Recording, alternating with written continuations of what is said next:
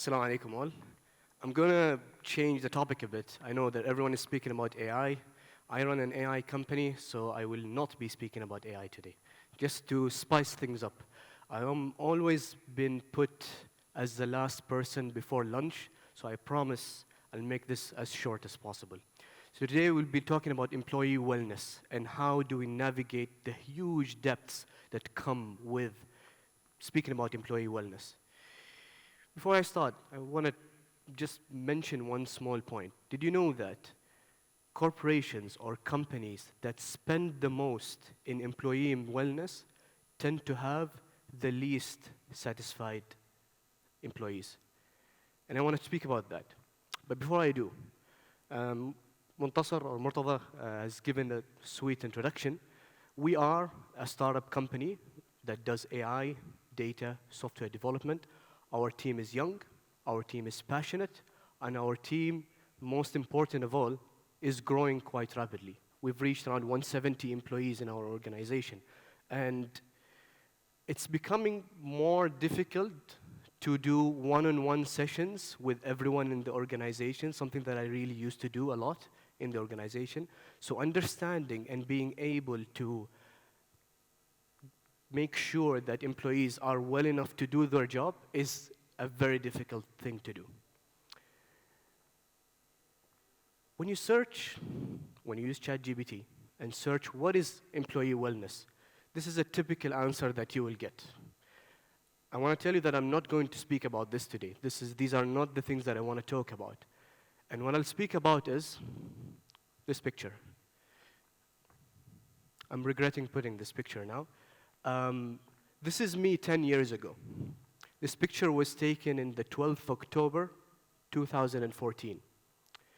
In this picture, I was awake for 48 hours, troubleshooting a tool in the oil field. And just to spice things up, I just got a call from my colleagues saying that, Azzan, you are getting a warning letter when you come to the office. And I still managed to take this picture with a smile on my face. I was happy. I was well. Why was I happy and why was I well in this picture here? What is employee wellness? What actually is employee wellness?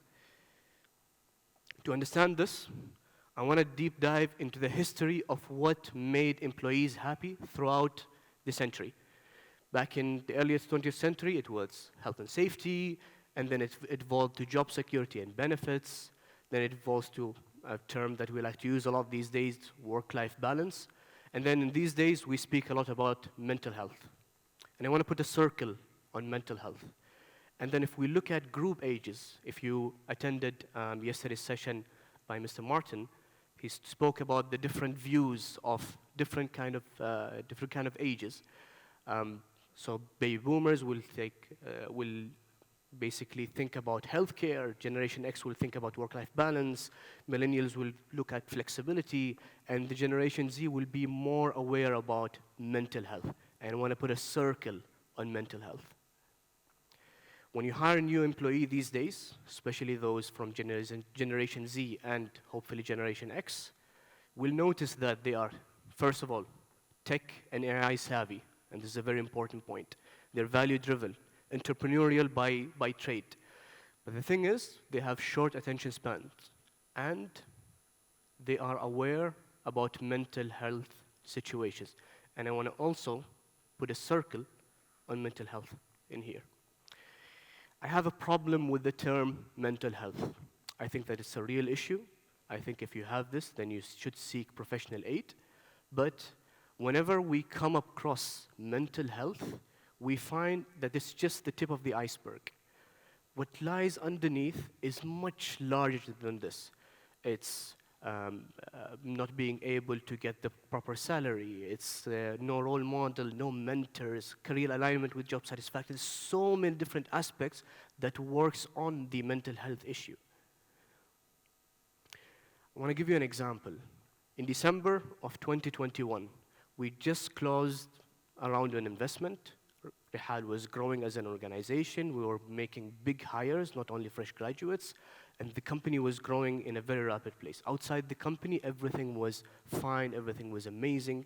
But inside the company, there was this gloom of bad employee satisfaction. Whenever I entered the organization, I could feel it in the air. I could feel that everyone was unhappy at this whole situation. There were many ways that we wanted to do to solve this issue that we had in December of 2021. But I want to give you what Rihal has done at that time to solve the problem with employee satisfaction. First thing we did was we looked at the work itself. What are our technical people doing, and what shouldn't they be doing? We've tried to understand what they do. We opened a full department that can offload technical work from these employees, and we started becoming more efficient in the work. We were acting like an R&D company. I don't know if you guys have had the pleasure of seeing the presentation by Abdelmalik Al-Blushi from Asyad, but this is one of the things that he explained. You need to understand what your organization is so that you are able to work on employee satisfaction. We thought that Rihal is an R&D company. So what we've done was we've given them project autonomy, we've given them creativity, you have the full reins to actually do the project the way you like. We've given them no deadlines on the projects that they do. And all of a sudden, instead of this making our employees happier, it actually made them more frustrated with the work. What we've done is we've understood what Rihal is. It's more of a service company. We are providing services to our clients, just like we are providing services to Oshram today with the surveys that you guys are doing. And with that, we've introduced more strict project deadlines, project charters, project management in general, and this, even though in the outside looks like not really a good thing, it actually boosted our employee satisfaction. And now we have a retention rate that is much higher than the average retention rate in startup companies. You first need to understand what your company is before solving employee issues. And that's a very important message. It's a simple one, but it's an important one at the same time. There's this article that is by Deloitte. I encourage every one of you to read this article. It's a 14-minute read. It's the workforce well-being imperative. I will not dive deep into the article, but I'll mention a couple of points. The first point that is glaring, it says that work-life balance is a legacy thinking. This is pretty weird. But when I think about it, back when I was in school, I used to come back from school after my father. Things were different back then. Now we come back late, and every single one of you has an office at home.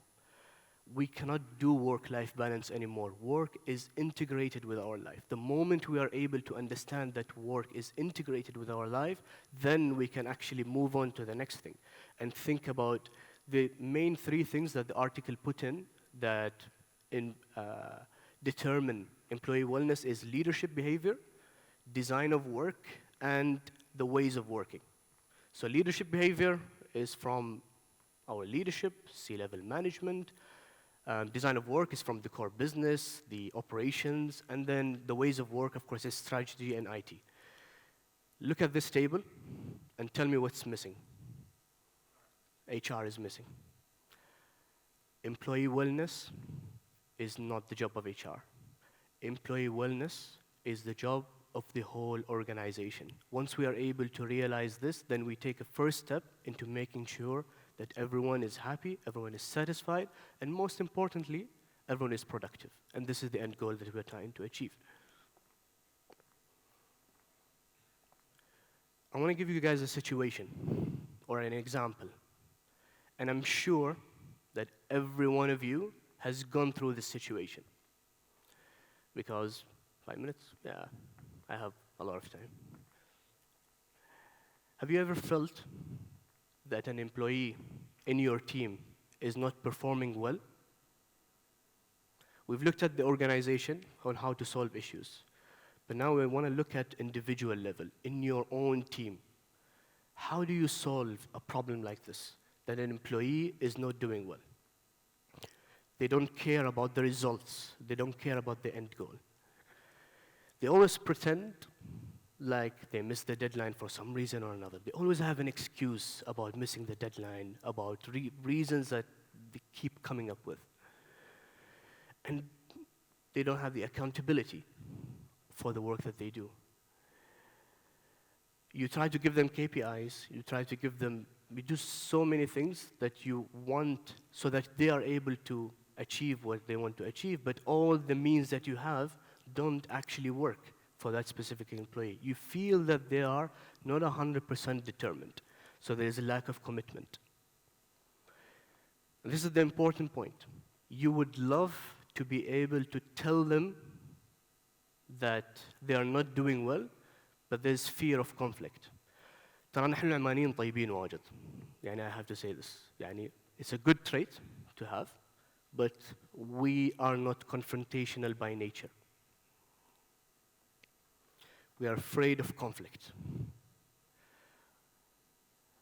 And what is the main issue that lies under all of this? The main thing that we need to do in a workplace is the absence of trust. When we are able to actually speak to the employee, to our coworkers, in ways other than the work itself, in ways that connects us on a human level, rather than on a work level, or an SOP level, or an KPI level, then we are actually able to tell them, صاحبي, أمورك ما طيبة ترى. These kind of confrontational talks will only work when you have that level of trust with the employees that you have, or with the employees that you're working with. Trust, trust, trust. We spoke about employee wellness is an evolving and dynamic matter. It changes depending on the organization that you work in. Employee wellness and satisfaction is much, much deeper than what is written in different articles. And the well-being, the shared responsibility is not the job of HR to ensure that employees are well. And in the end, I want to leave you with this: trust, trust, trust. Thank you very much.